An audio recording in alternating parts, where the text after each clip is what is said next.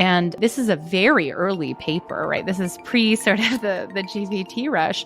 A lot of what we were trying to point out there was when you pre-process medical notes into some embedding space, there's a lot being captured there that you might not want to be captured. And first in the paper, we show this very visceral example of what it might be. And then we show across many tasks and many potential ways of trying to fix the gap that you're unable to address the performance gap, in the paper's case specifically, between Black and white patients. So it's something that we sort of closed on in that paper and said, if you're using contextual language models, if you're using word embeddings to summarize a patient's state or to process a patient's medical record that's very long and then turn it into a more compact representation, it'll probably get these important clinical concepts that you think it will, right? Because they're pretty good. But it'll get other things too, and some of those will be undesirable and will lead to poorer performance, is what we found. That was Marzyeh Ghassemi of MIT discussing algorithmic bias. Welcome to NEJM AI Grand Rounds. I'm Rajman Rai, and I'm here with my co-host Andy Beam. We're excited to bring you our conversation with Marzyeh Ghassemi. She is an assistant professor at MIT in electrical engineering and computer science and the Institute for Medical Engineering and Science. She's been at the forefront of medical machine learning for several years and is working on developing and applying machine learning to understand and improve health in ways that are robust, private, and fair. Andy, I really enjoyed this conversation and I learned a lot from Marzyeh.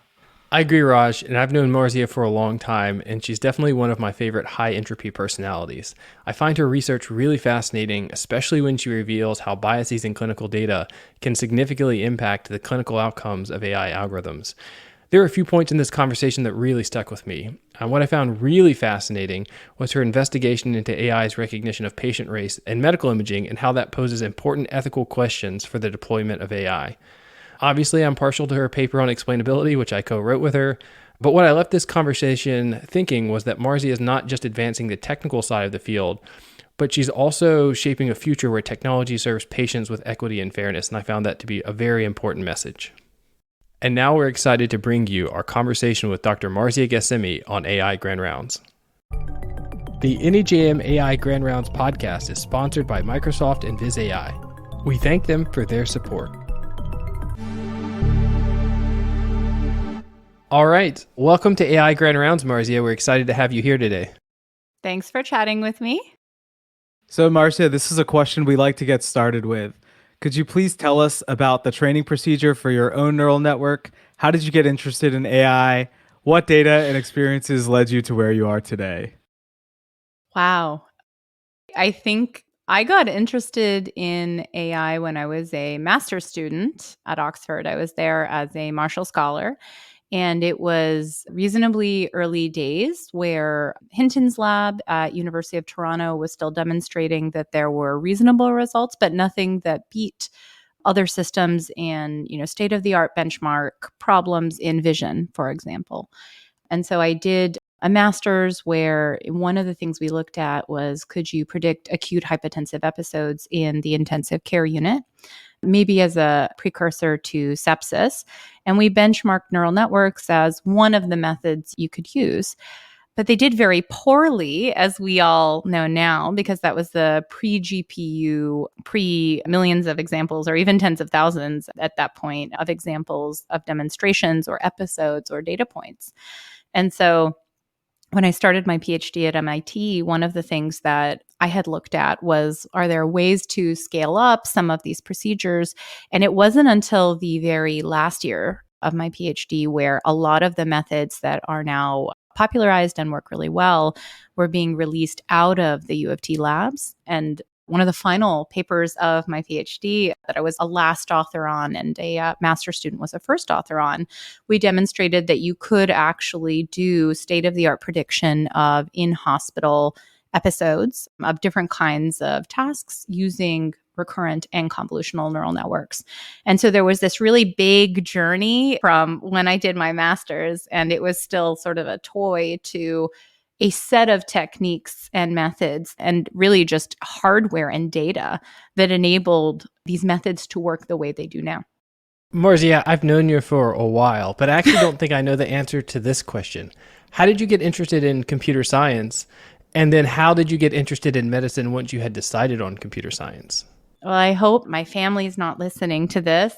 I started college early and I come from a family of engineers. So my father is a chemical engineer and my uncle is a mechanical engineer. They're both professors.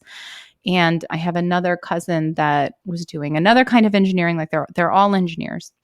And when I started in undergrad, I was still living with my parents and I remember you had to select a major. And the only kind of engineering or technical field that seemed foreign to me, which meant that my uncle or father couldn't do my homework or look at my homework for me, was computer science. And so I thought, oh, I don't know what that is. This will be great. This is going to be, something that nobody else will be able to look over my work on, which sounds very crazy, but seems to have worked out.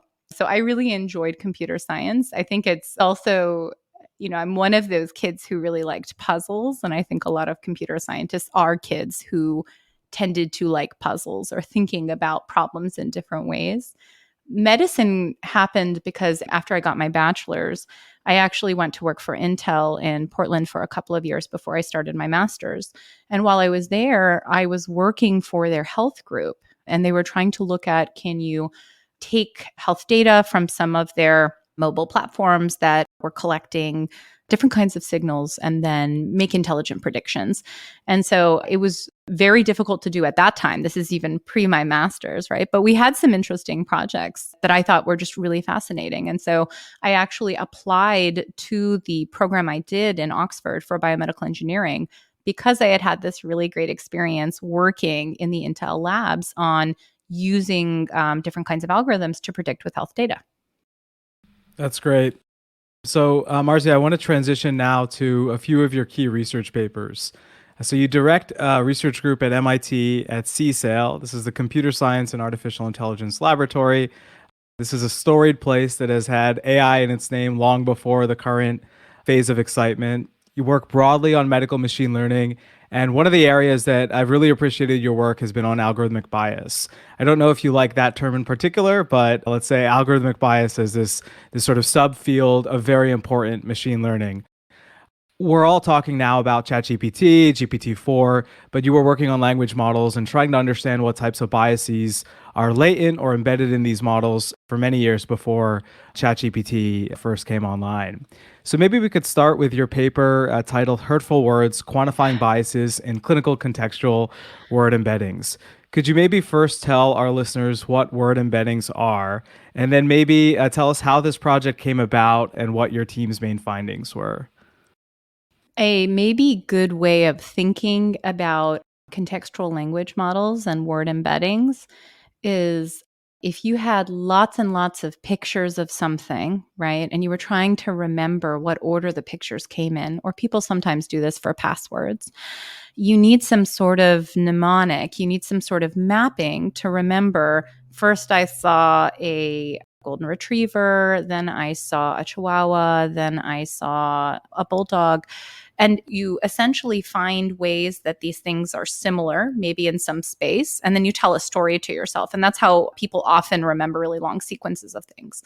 Language models aren't too far from that. If you want an analogy, you take lots and lots of examples in some observed space of sentences or words or images, and then you find some latent space, some sort of mapping where similar features are grouped similarly. And just like the mnemonic allows us to relate these things that are similar in feature space, in the observed space, to each other in our own memory, but by thinking of this story we've constructed in our mind, you can think about this latent space in the model as being a way for it to understand, if I needed to substitute out a word in a sentence, what would be an appropriate word?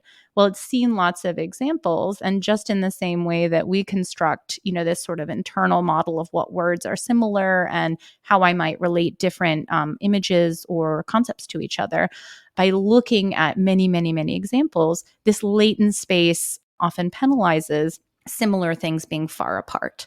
And so you can think about word embeddings or contextual language models as having some sort of space in which things that are semantically similar or meaningful being near one another. For this specific research project, what the lead author did, my student did, is they took one of the contextual language models that's publicly available. This is the Cybert model. And it's one that has been trained on scientific abstracts. And so we thought it was a good method to look at for this setting. And then we took a real medical note and we removed parts of the note that specifically had a patient's race. And so the snippet of the note said, blank patient was belligerent and violent. Patient was sent to fill in the blank. And it's the first figure of the paper because we were really surprised by the outcome. I think we had expected it for maybe other language models, but not for Cybert. We found that if you said that a white or Caucasian patient was belligerent and violent, then the model would fill in the rest of the medical note with they were sent to the hospital. But if you put African, African American, or Black patient was belligerent and violent, then the model would autocomplete the note with the patient was sent to prison.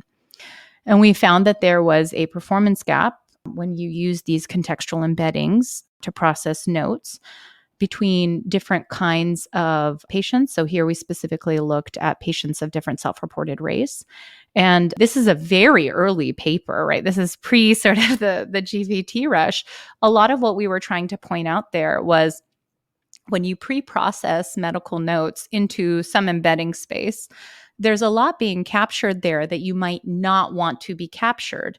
And first in the paper, we show this very visceral example of what it might be. And then we show across many tasks and many potential ways of trying to fix the gap that you're unable to address the performance gap in the paper's case, specifically between Black and white patients. So it's something that we sort of closed on in that paper and said, if you're using contextual language models, if you're using word embeddings to summarize a patient's state or to process a patient's medical record that's very long and then turn it into a more compact representation, it'll probably get these important clinical concepts that you think it will, right? Because they're pretty good. But it'll get other things too. And some of those will be undesirable and will lead to poorer performance, is what we found.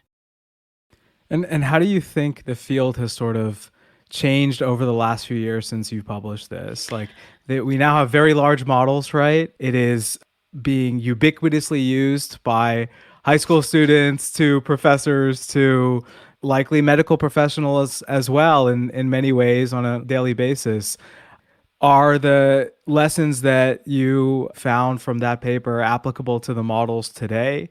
Or are you optimistic that the field is sort of addressing this in a way that they were not addressing this a few years ago?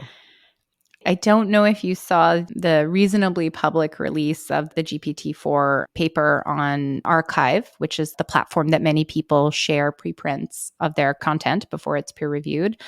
There was a really unfortunate incident where they had posted the LaTeX, the underlying code for generating this paper. And in the LaTeX, it's screenshotted and on Twitter now, you can see that there was an entire section on the toxic language generation of GPT-4 unprompted that the authors had very, I think, reasonable content about and were discussing in a very intelligent way. So they have this whole section. And then in the actual paper, that whole section is commented out. And so I think that the answer to your question is this is definitely still a problem, as acknowledged in this preprint by the people who released the GPT-4 paper.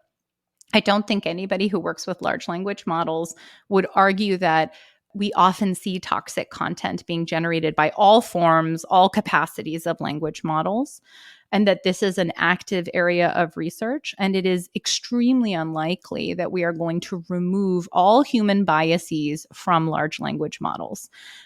So I think that's a reasonably well agreed upon point right now. Something that is maybe more contentious or that is being actively discussed is what to do about it. Right. So there's both sides of the spectrum. Some people say, well, kill all the language models. Why do we even have them if we know that they do these bad things? Some people say, well, it's imperfect, just like every single other thing you use. And really, is it so much worse than humans? It's just parroting the bad things that humans say. And then I also think those are different perspectives, maybe from researchers. There are many regulatory levers you could imagine pulling about large language models, and these are being actively discussed right now in Congress, right, where they're having discussions about, if we have biased content that's generated, is that in and of itself something that needs to be regulated? Is it the use of that biased content in a commercial system that is then handled by a federal consumer protection agency? Does it need to be handled by all of the different offices that handle violations of civil rights? So like HHS in a healthcare setting, for example. So I think understanding what the implications of having a flawed tool like this are is something that's still actively debated. So that's great. And I think this area is so important. I think you're hitting the nail on the head here that there's a lot of contentious debate right now around how to address the problem and where the sort of regulatory oversight can be most useful for moving forward.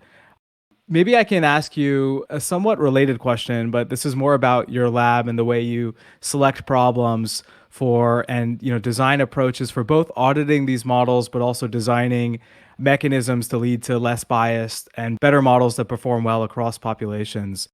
We've had these debates in the field, both in the sort of general machine learning community and in medical machine learning, about whether the problem and therefore the time that's spent on diagnosing sources of bias is best on the data and the lack of data, representation of data, or what the data is encoding about the healthcare system or access to care or things like this, or whether it's sort of best spent on looking at the model or designing new models that are better able to tackle problems in a fair, more robust way that works better across populations. Is this a meaningful distinction for you when you are selecting projects in the group, advising students? How do you think about where your group can have the most impact on improving large language models and removing these very pernicious sources of bias? Well, I would say my group in general focuses on what we call healthy machine learning. And so this isn't limited to large language models because there are many classes of models that are used in healthcare settings. We have had several projects that have focused on understanding where bias enters models on the data side and whether state-of-the-art models that are available today that are standard within the wider machine learning community function well in the specific types of spurious correlation or attribute shift or class imbalance that we tend to see in health. And the answer is often no. Right. So many of the benchmark data sets that you see that are available for model training, they are collected in specific ways or simulated in specific ways to have specific attributes or specific kinds of shifts, specific kinds of correlations. And those don't tend to match what we see in practice in medical data sets. And so some of what we do is try to understand, what are these attributes of medical data sets, and are there ways to maybe identify better ways of either collecting data or robustifying methods to very biased samples. I will say some of these problems are hard to address because the samples are small and cannot be made larger. So you can imagine if I complained that the gestational diabetic prediction model they use doesn't work well on Western Asian women, my doctor might say, well, there aren't that many, not just in this sample, but generally it would be quite hard to increase this sample. But when we talk about models just not working on women, which they don't often, that's maybe a more difficult, less defensible error in a model because women are not a minority. And so you would imagine that when I see specific kinds of biases in data, it's easy to attribute some of them to very defensible gaps that we see in healthcare systems because populations just often are not present in the kind of volume needed to do machine learning well. And in some cases, it's completely indefensible. And this is because the systems themselves do not work well for certain patients.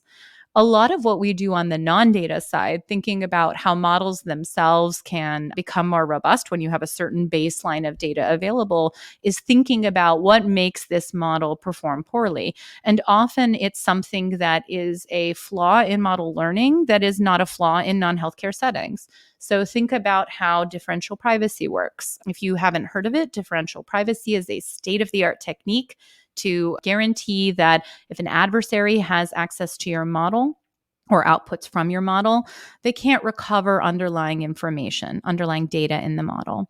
And so it's a very popular technique if you need sort of bulletproof privacy against attackers with unreasonable means. But the problem is the way that differential privacy works, the technical mechanism that makes it bulletproof, is anytime there's a point during the machine learning process that pulls the model's weights around too much, it's influencing the gradient too much in this batch of data you've selected, you noise and clip the gradient. And so you're saying if there's a point that's kind of an outlier and it's like pulling things around, that'll make it really recognizable at the end for the model. And we don't want that. That violates privacy. And so let's noise and clip that, right? And that's how you address it. And that's how you get these amazing learning guarantees. That works for image data, many other kinds of data, right? Because you have all these outliers that you maybe don't want identifiable.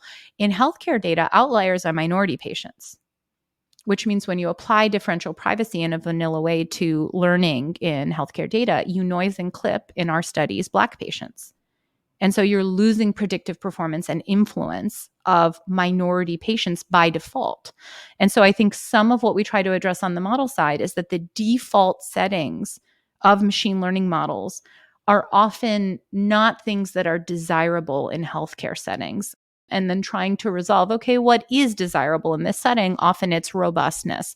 What kind of robustness to what kind of perturbations? What are the kinds of noise we might expect to see in these settings? So there are some really interesting technical challenges to be overcome. And often they're really just inspired by the on-the-ground problems that we encounter. Marzyeh, maybe I could hop in here and ask a question, sort of a follow-up question. I'd like to get your thoughts on the following conjecture that I just made up. It seems like one of the problems here is that we have a model, we have the model, and we are operating under the assumption that a single model will be able to serve the preferences of everyone. And what we've seen recently is a movement towards aligning a single model towards different tasks, either using reinforcement learning or instruction following in the case of language models. So is it possible that some of these, I think obviously some of the things that you've pointed out in your papers are by any objective definition horrible and we'd want to get rid of those. But do you think that there's a potential to reduce some of these problems by having everyone have their own sort of personally aligned version of these models where you can fill out a questionnaire or a set of preferences and then the model will be adapted to you versus like trying to think about how do we create one model that maximally serves all possible populations? I think having one model that maximally serves all populations is definitely impossible. I think the issue with having a set of models that are customized to different settings is who gets to decide on those settings, right? So I think ideally you would want every individual to get to decide on the settings of the models that, for example, determine what care their insurance will pay for, or determine what medications they have an option to choose, or any of these potential questions. And I think it's very unlikely that patients themselves, or even maybe providers, will be the people who are allowed to tune or provide alignment to models when we have variation. So I think that one of the things that will be important as a community, as we move away from this understanding that there can be one model that does everything, which obviously does not work well, I think it's going to be really important to make a decision about who gets to decide what the alignments are of any potential model that is deployed. A toy example of this is you can put GPT-4 into, sort of very strict factual generation mode where it doesn't move off of its evidence-supported manifold very much, or you can tune it so that it imagines, that's a human word that people have used to describe this, but it interpolates between portions of its latent space where there aren't a lot of samples. There's not a lot of evidence. And you can imagine as a human that in some cases, one or the other might be more desirable. And so I think having more customizable models and just more models in general for different settings makes a lot of sense. One thing I will say is if you tell me that there is a model that cannot predict cancer risks or thrombosis risk after chemotherapy for all patients equally well, I would say that makes sense. People have different physiologies, there are different kinds of cancers, people have different sensitivities to these chemotherapy drugs. It might make sense to have multiple models that are each learning what makes sense for different kinds of patients. If you tell me that you're not able to build a risk score model that predicts postpartum morbidity and mortality that works for both Black and white women, I would be a lot more skeptical of the reasons why you need two different models. Because if you can't use all of the same data to predict the risk between these two groups, there's probably something wrong with the data you're collecting, and more models are not helpful. So I think sometimes when people say we might need more models, you can maybe push back and say, well, maybe that in and of itself is telling you something and this process needs to change. Got it. I'll just add that I think the desire to sort of customize or tailor the model to aspects of an individual has really been a very contentious debate with certain aspects of, let's say, demographic identity. And so race, for example, has been the subject of a lot of focus in estimated glomerular filtration rate, EGFR, indexing for kidney function, but many other areas of medicine. And so I think it's pretty closely aligned with what Marzyeh is saying here, which is that the kind of inductive bias or the set of attributes that are determined to be those that we can index on or not index on are not always going to be aligned with what's in the best interest of the patient. And so there's a movement now across medicine with common physiological equations to move away from indexing on race because of reification of race as biology, delayed access to care, and not understanding the actual sort of causal factors that race is proxying for why we're observing differences in EGFR, pulmonary function testing equations across different groups. So this is interesting because, well, for two reasons. Number one, because I moved here recently. So before I was a professor at MIT, I was at University of Toronto for 2 years. And they do not collect self-reported race in the Canadian healthcare data, which makes it impossible to verify how many, for example, Black or white women die in childbirth because they don't actually know who is Black and white. And when I spoke to one clinician about this, they said it's because we have no biases here. So you don't, that's an American problem. I'm here to tell you it is not an American problem. This is a problem everywhere. It may not be that you have the same biases against the same groups.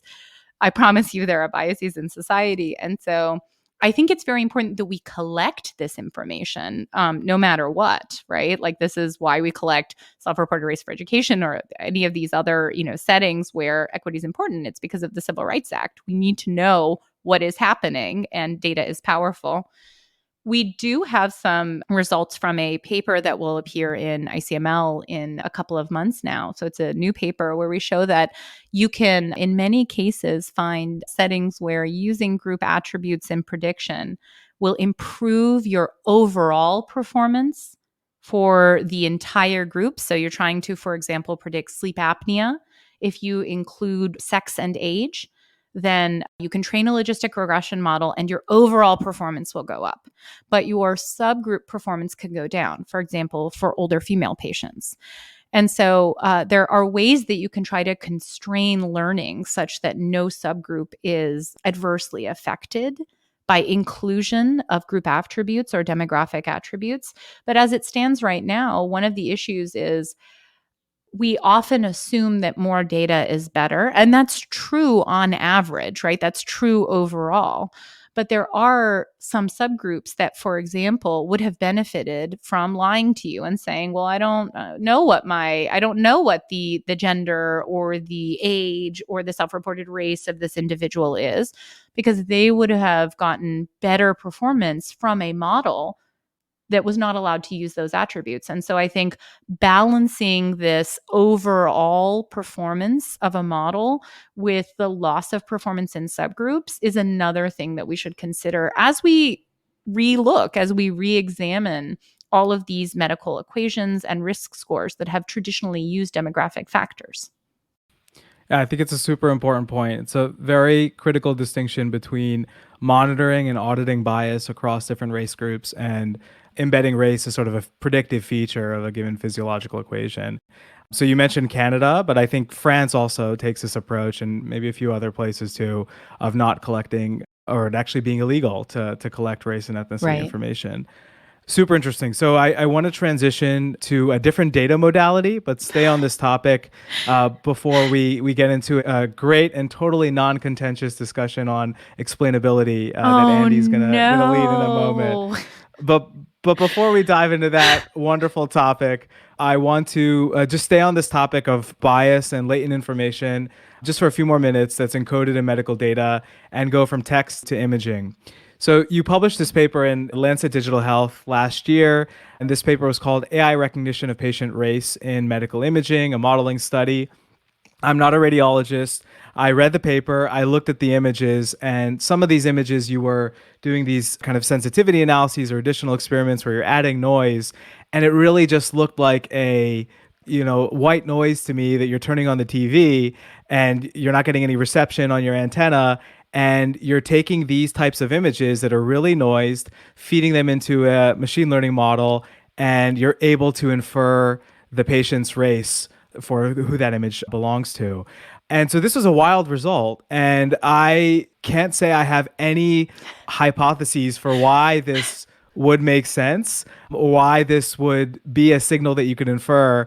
And it, in some ways, it relates to this kind of theme that we discussed in the context of language models, right? Around what's baked in, hidden, not in sight, but hidden into these often otherwise inscrutable or under scrutinized models.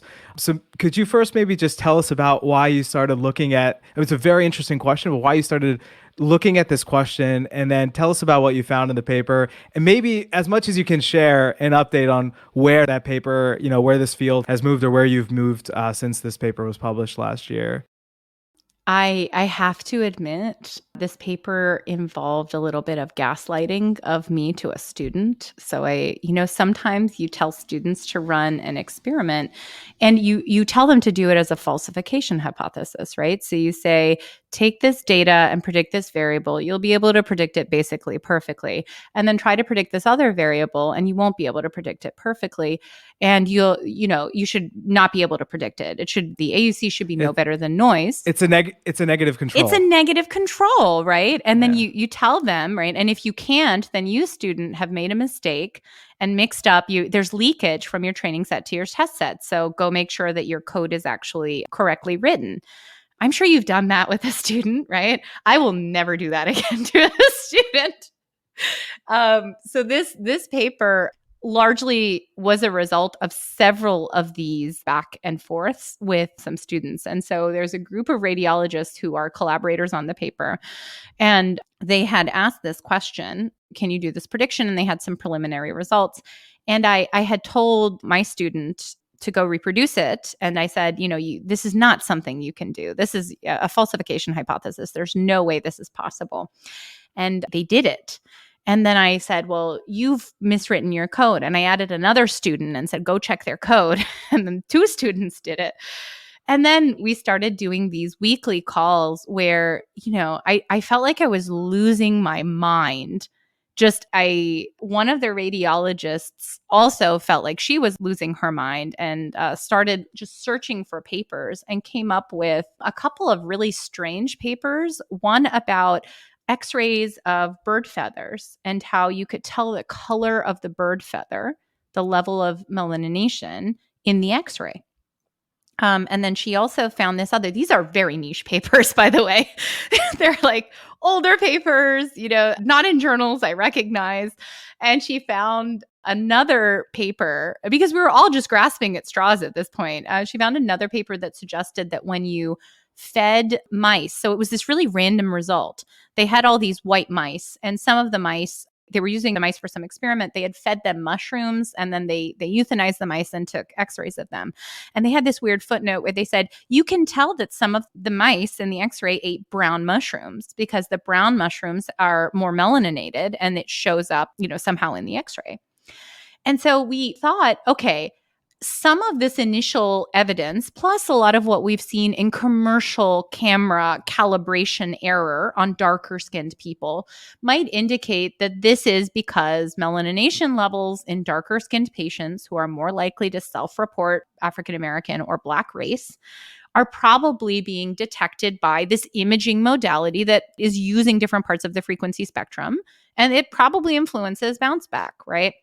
There is no way to verify this unless you have photographs of people's skin, because we're using self-reported race and we don't know. It would be ridiculous if this was true, but it could be that self-reported race is not correlated with melanation level, right? And so we also we asked the radiologist, name every crazy thing you've ever heard somebody say could be a way you could detect somebody's self-reported race from a chest x-ray. And they said, well, maybe it's body mass index. We checked that. It's not that. Maybe it's breast density. It's not that. Maybe it's bone density. We checked that. It's not that. Maybe it's the disease distribution. We checked that. It's not that. And so based on some of the images you saw, right, that look like white noise, they've been bandpass or high pass filtered, right? So you only allow certain parts of the frequency spectrum through. And so I had one reviewer for this paper say, like, why are you even making this point? Is it important that maybe some of this high frequency information in chest x-rays conveys something about melanation level, which is correlated with self-reported race? On its own, it's actually not, it's like fantastic. And in a technical sense, just really amazing that we figured this out. Like, I'm so honored to have been part of this project and part of these calls where people just were shocked and did not understand. And we feel like we were doing real science as opposed to engineering, which a lot of machine learning can verge on. But on its own, it is not a bad thing, I am going to say, just by itself. The fact that we have these different levels of melanination that impact in small ways chest x-ray bounce back in these imaging modalities, and machine learning model can detect that and humans can't, that's not a problem. What is a problem is that you could have a model that perfectly detects self-reported race when humans cannot. Radiologists cannot detect self-reported race from chest x-rays. We tested them and they can't. And that model could be perfectly wrong on every Black patient it sees. Radiologists don't often get a patient's self-reported race when they get a chest x-ray. They'll get maybe some indication, 32-year-old male check for fracture, but they don't get all of a patient's medical records or demographics. And you might not be able to tell that a model was consistently misperforming on only one kind of person. And so it's not bad in and of itself. It's just something where we need to recognize it's this perfect illustration of recognizing that self-reported race is both proxied in a lot of medical data in ways we will not be able to understand or detect. And it is a proxy for many things in medical data, again, in ways that we won't be able to understand or detect. Is it fair to say that I think this is what you're getting at too, but one of the implications of this paper is that you might think that a convolutional neural net or, a new age vision transformer that is not using race to predict some particular outcome is actually using race that's embedded in chest x-rays or some other modality. And so if you are making some assumptions or conclusions about the lack of use of race from these images, those are immediately called into question. So are you still working on this thread of inquiry, or is this prompted kind of future studies, or? Yeah, we have a paper we're working on right now looking at the best ways to try to remove the self-reported race of a patient while not influencing your ability to use medical imaging for different clinical tasks. And it's not always easy to do depending on the label you're trying to predict and the imaging modality you're trying to use. One of the things that's really strange is we found that across all the models that we've evaluated, let's say that you train a model to predict some medical outcome, right? And then you just take that representation that has been used to predict some medical outcome. So you take the latent space, and then you try to predict a patient's self-reported race with it. That model hasn't been trained to predict race, right? But we found that many of them can at a very, very high capacity, just as a sidebar. And then we looked at, amongst all those models we've trained, which ones have the highest rate of disparity. So the highest difference in true positives between Black and white patients. And we found that the more obvious it was from the model who was Black and white, the worse the disparity was in the model's predictions. And so what we think is that sometimes this side information that's being learned by models is really harmful to improving overall clinical accuracy of models. And so if you can balance those two, trying to remove this side information that's being learned from and proxied into medical images, for example, and get good performance on medical tasks, that's going to improve everything and lead to a much more robust model ultimately. That's really great. And I think that's a great moment to transition to understanding what is in models and what models are using and whether we need to be able to explain those in healthcare. So I'll turn it over to Andy. Yeah, so that's a great segue. So we're going to enter the explainability portion of the conversation here, Marzyeh. So we're going to talk about your paper, The False Hope of Current Approaches to Explainable Artificial Intelligence in Healthcare, that you wrote with Lauren Oakden-Rainer and then some second-rate some scholar. Random guy, like I met him on the street and he just seemed nice. So I think the context for this paper was that Lauren and I had been at a meeting and had been asked about, should explainability be a requirement for medical AI? You and I had had many conversations expressing our concern that this was going to be a requirement for medical AI, that it was going to have to be quote unquote explainable. And I'll give you a chance to attempt a definition at what explainable AI is. Certainly Raj has heard me talk about this topic long before I think this paper came out. So maybe you could just give us the context for this paper, sort of where we were with explainable AI. I have my own 2 cents on this paper, but first I'd love to give you the floor to talk about what you hear when you say explainable AI and what are the pros and cons for making AI quote unquote explainable. So I think that explainability and explainable AI, I think the problem with explainability and explainable AI is actually exactly that it is a technically squishy definition. There is no real way of verifying that something is explainable. And it seems to me that many of the most popular explainability methods are often post hoc simplification methods, right? And so these are methods, and some are very popular, I will say. So LIME or SHOP for local explanation methods, sparse decision trees or generalized additive models are these local explanation methods. But all they're doing is adding a simpler model, in many cases, a linear projection locally or globally, to this big snaky decision boundary that your black box model has created. And again, my first problem with this is that this definition in and of itself is squishy.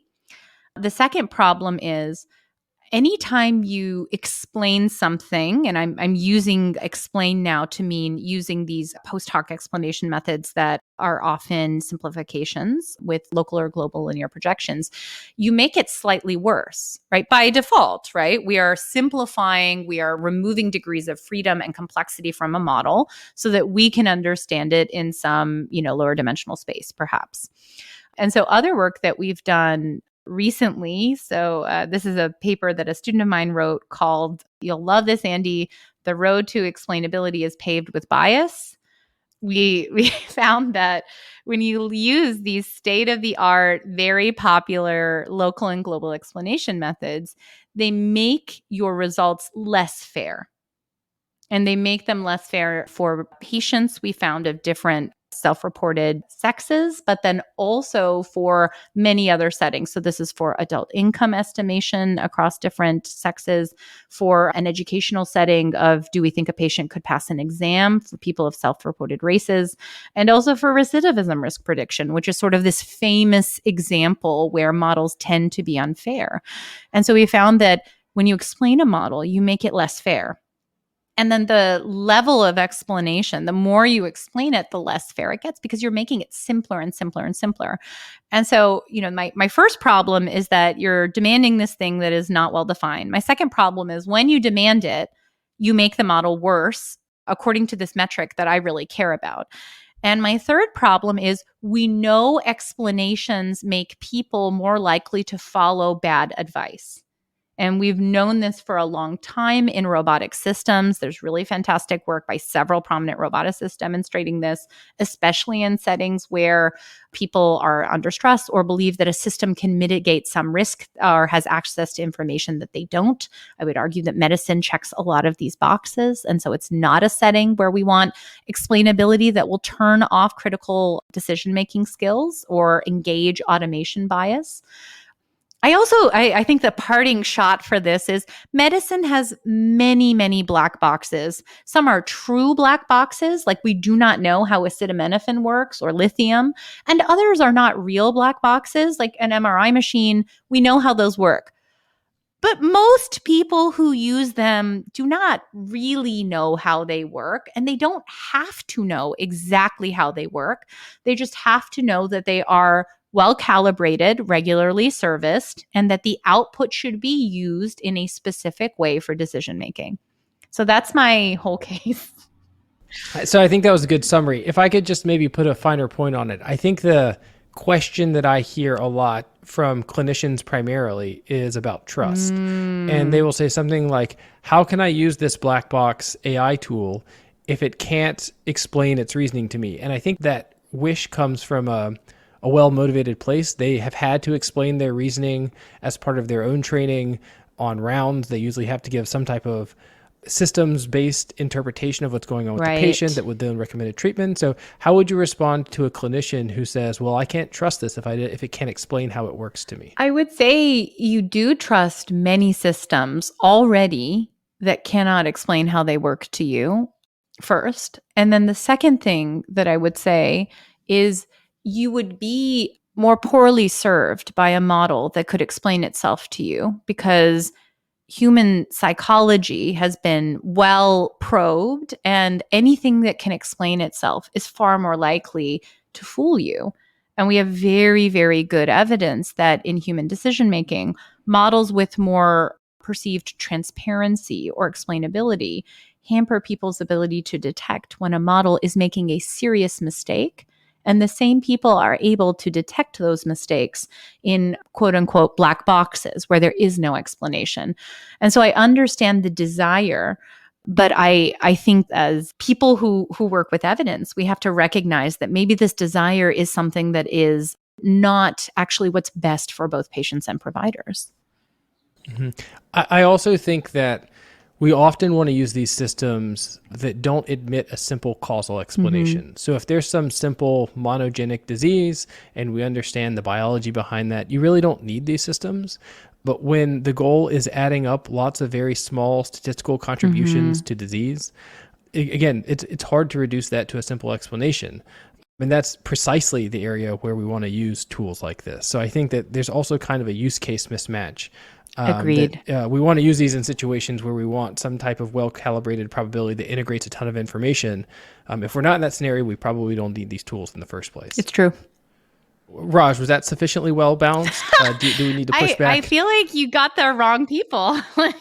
As a non-author of this paper, I could ask one question to both of you. So this is piggybacking off of Andy's great question on trust.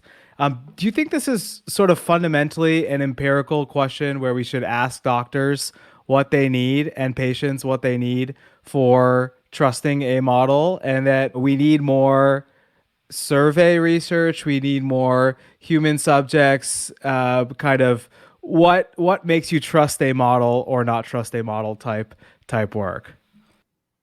I don't think we should ask people what they want. I think that there's lots of very good evidence demonstrating that both people are very poor judges of their own performance on things, and also very poor judges of what actually helps them be better at operational processes. And this is not just in health, this is across all aspects of humans performing jobs. I think we need more human subjects research.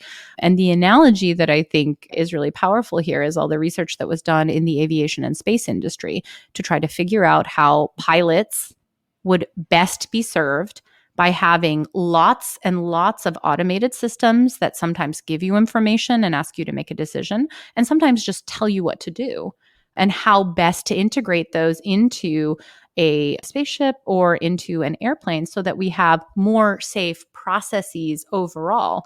And that process of studying how best people work with automation is something that requires that we actually put, in that case, it was pilots, but in our case, it's doctors, that you put doctors into these settings where maybe there's a requirement that you have to undergo extensive training that includes hundreds or thousands of hours in simulation so that you understand how best to interact with automated systems. And that's what we do, again, with pilots right now, and that's managed by these federal agencies. So if we want to get to a place where we're comfortable and confident that these systems help us be better, we need to study that instead of serving people about how they feel about technology. That's also important. It's important that we feel empowered, that we are happy in our jobs, that we have tools that we enjoy using.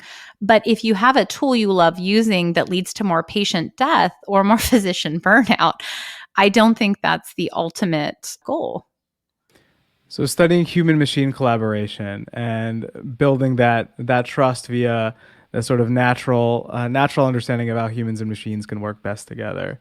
Andy. Yeah, no, like I agree. I think say. that user preference surveys are not the way to go. But looking at some type of outcome, which includes physician satisfaction and things like that, I totally agree with that. And I just know on Marzyeh's point, I'm sure that our listeners who are young physicians coming out of training, who are in their 10th year of postgraduate education and training, are thrilled to hear that they need to spend 100 to 1,000 hours in a simulator to be able to use these tools. Does nobody play Switch or Xbox I do. anymore? Tears of the Kingdom just came out, so obviously I'm all over that. Okay, so I think that's a good transition to the lightning round. Marzyeh, are you ready? No, I'll never be ready. So these are all over the board. Some of them are silly, some of them are serious. It's up to you to figure out which is which, but the only rule is that you have to be concise in your answer.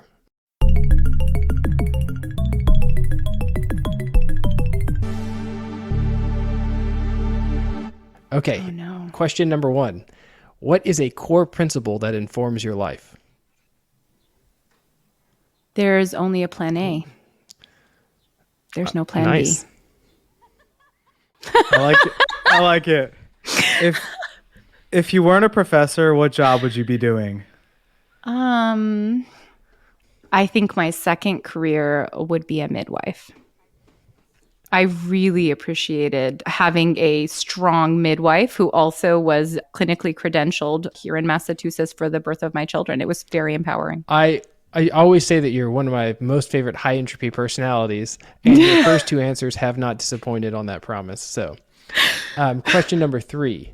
What was the most important thing you learned during the year that you worked at Verily?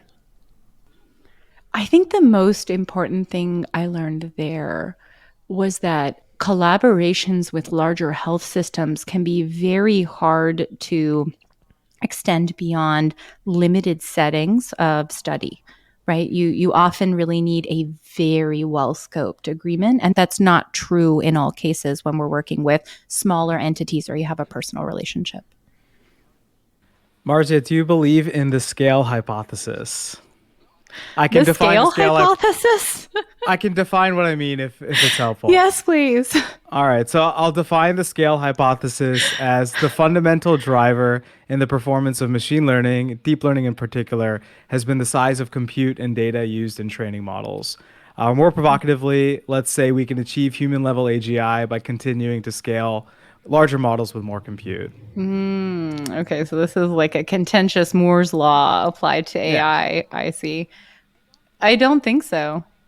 I Okay. don't think that we can make it there. And I think part of that is because our way of sampling data is so much more diverse than the systems that we have designed to create and sample and feed data, even like the limited modalities that we give systems now. It's hard to imagine ever approximating what an infant gets in a year of life.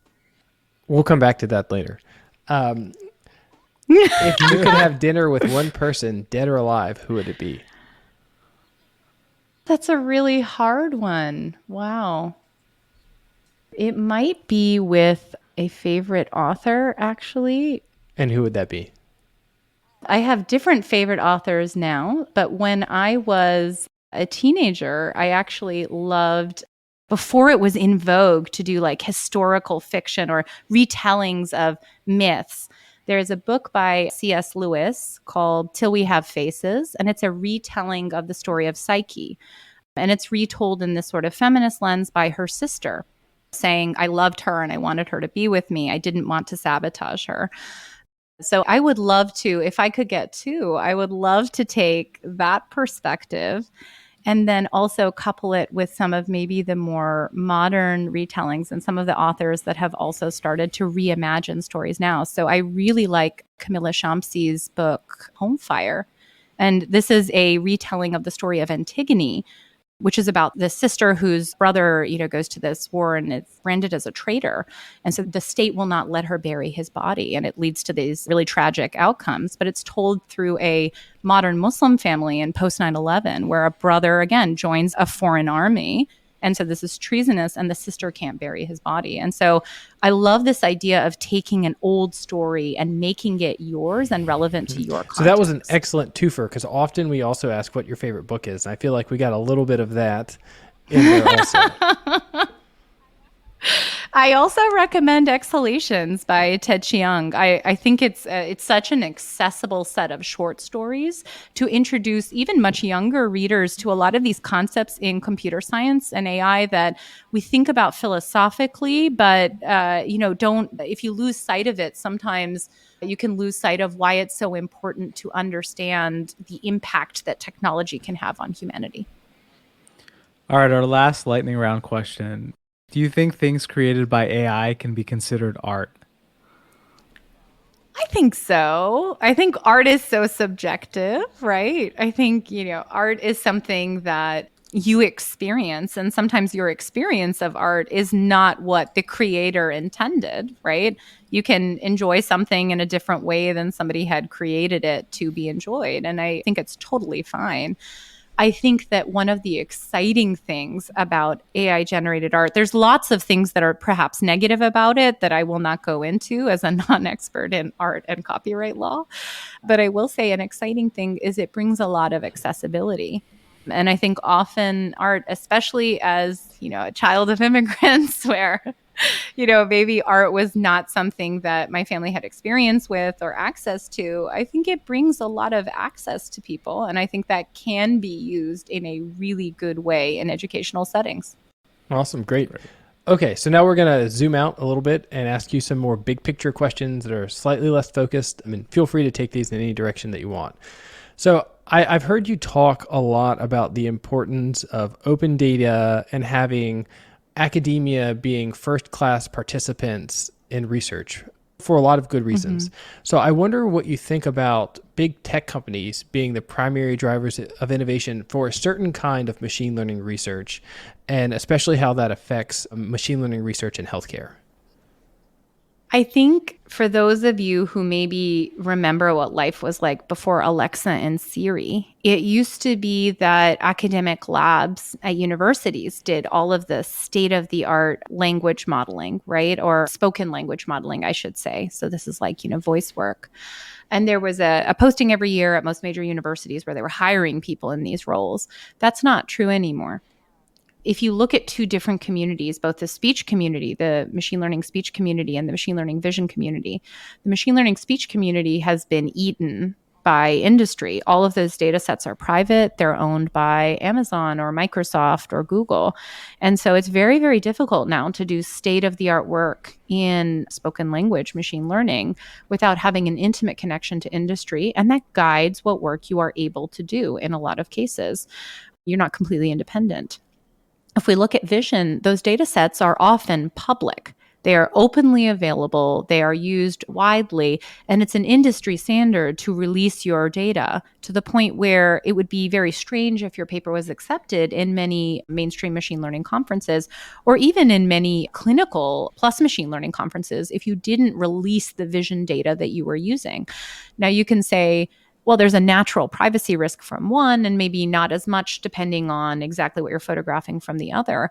But I think there's also a difference in ethos here. I think if we in health allow these sort of existing bias, and I mean here human bias, statistical, not like a statistical bias, but human bias towards wanting to keep things to ourselves and to profit off of a thing that maybe we think is ours to dominate in health data, we're going to see a very similar dynamic where all of the really good research, the state-of-the-art research, the cutting-edge research, it has to be done in industry because nobody else is able to get data at the scale that is necessary and perhaps the diversity that is necessary to do machine learning research.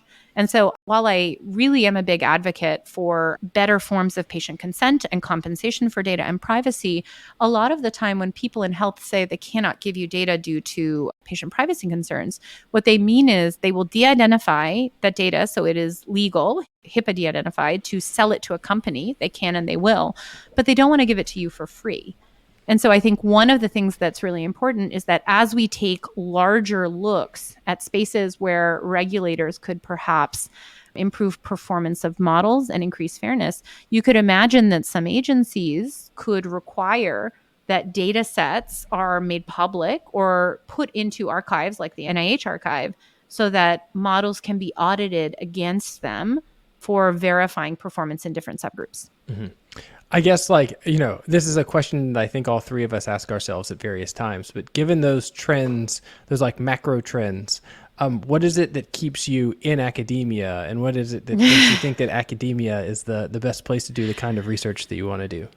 Academia is 100% the best place to do the kind of work I think we're all doing.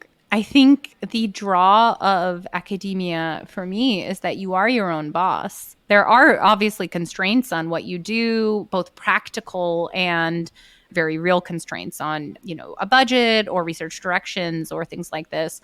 But in the end, you make a decision about what's important to you and what you value, and then you're able to execute that. And I think that's extremely attractive. I think also it's very important that somebody who feels beholden to a public of some sort maintains the same or a similar capacity to do this kind of research. In the end, companies are beholden to their shareholders. That's what they're supposed to do. They're supposed to serve those people. They're supposed to increase their profits. We, on the other hand, unless we're motivated by something very different than most academics, we're motivated to get research out there, to get science out there. And maybe we have different individual biases as individual researchers about exactly what we study, but taken together as a community, I think we can increase the amount of knowledge about how these systems work, when they work, how best to use them, and how best to improve them. Yeah, I think that probably resonates with me and Raj pretty strongly too. One more follow-up question. How do you feel about the dominance of large language models right now? Is this a shiny object that's distracting us from other important problems, or is this something that deserves the attention that it's getting? I think large language models are a technical innovation that deserve the attention that they're getting, in the same way that neural networks, back when they beat the ImageNet competitions for the first time, deserved the attention they were getting. It's not that I think the technical innovation is not fantastic. They're very impressive, right? And I think we all agree that they are very impressive. It's that I'm concerned at the level of hammer we are ascribing to large language models. There was this rush when neural networks first worked extremely well in some of the vision tasks to say, and they'll work on everything, just as they are. Let's use them for everything. And then that sort of calmed down, and variations and innovations in neural network design, architecture design, training, that all happened, right? And now we have, I think, a very robust community that does this research. And we're still in that sort of nascent excitement phase for large language models, where people are saying, just as they are, these large language models are such a pretty hammer, and every nail I can imagine, they should hit it. What I'm concerned about is that in the 2000s, when neural networks were hot, right, as opposed to now in 2023, nobody suggested initially that those first neural networks that could recognize dogs really well should be deployed as dog catchers. That wasn't on the table. There weren't startups everywhere saying, and my dog catching business is, this little robot that uses this system. But that's what's happening with large language models in this crazy moment of excitement over this really impressive piece of technology. People are saying, and let's use it right now. I'm deploying it as we speak. I'm going to press the button. And I think that is the really strange thing for me, the thing that feels like we've gone too far, not that we admire the technology. Right. The technology is good and valuable, but there's perhaps greater scope creep for what it can do relative to previous eras of excitement. Right. So I think that goes well with our next question, which is, maybe now winnowing into medicine specifically, extrapolating from the current trends that you see in AI and medicine. What worries you the most?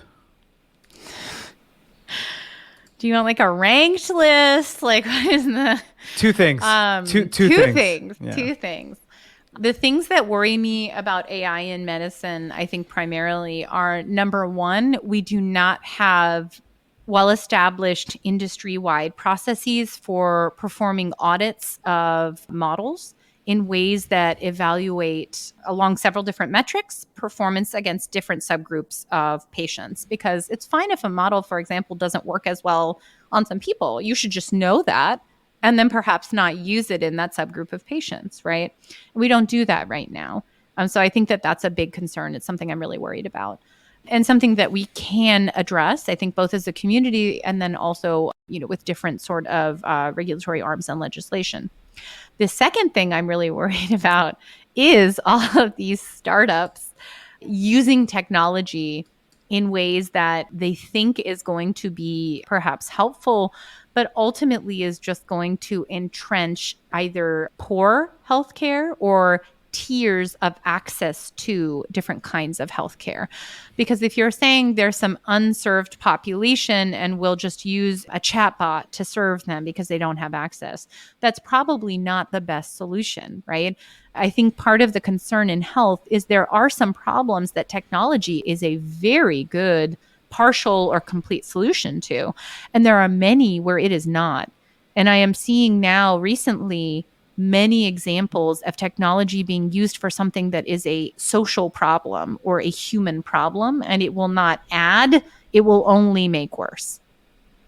All right. So final question, and this is one that I'm excited to ask you. I'll ask our sound engineer, Mike, to maybe get his hand over the bleep button just in case. What are you going to ask? What is your most controversial opinion? And feel free to let loose.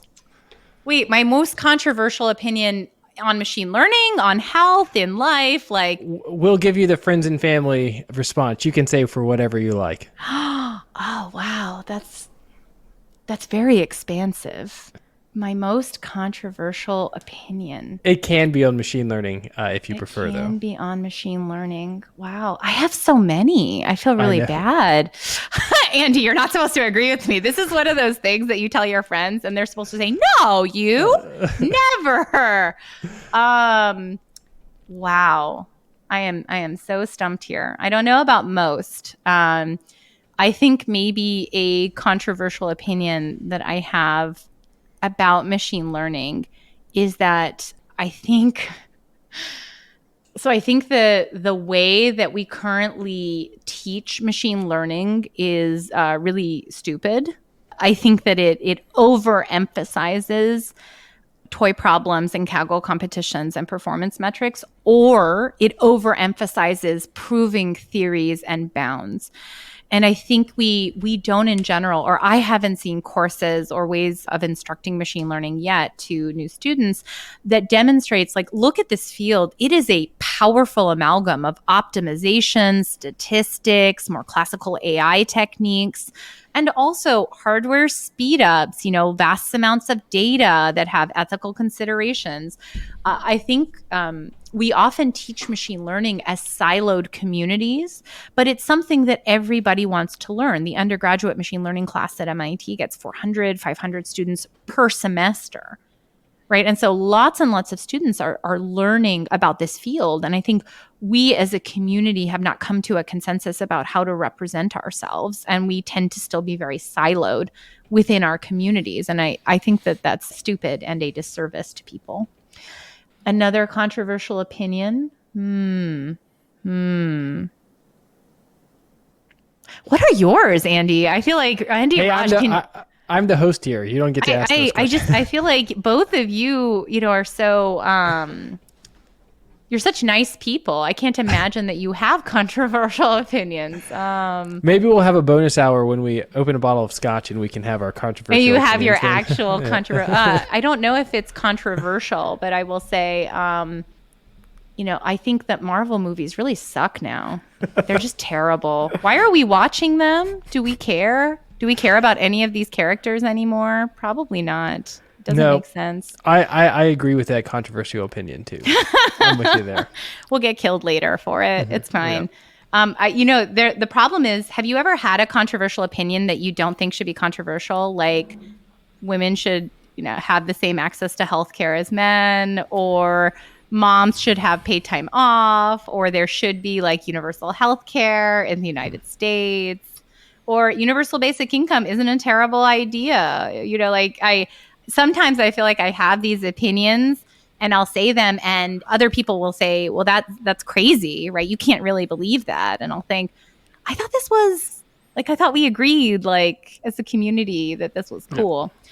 Also, I think we're now at an age, Andy, I'm not sure about you, Raj, but we're at an age where as older millennials, our opinions are controversial for Gen Z. My controversial opinion, Gen Z, is that it is okay to require exams in courses. I know that is now controversial, but I think it is okay. I know it's not ideal, but it is the only way we can evaluate, short of doing individual vivas for every person. And this is without GPT-4 being at the fingertips of the student who's being evaluated?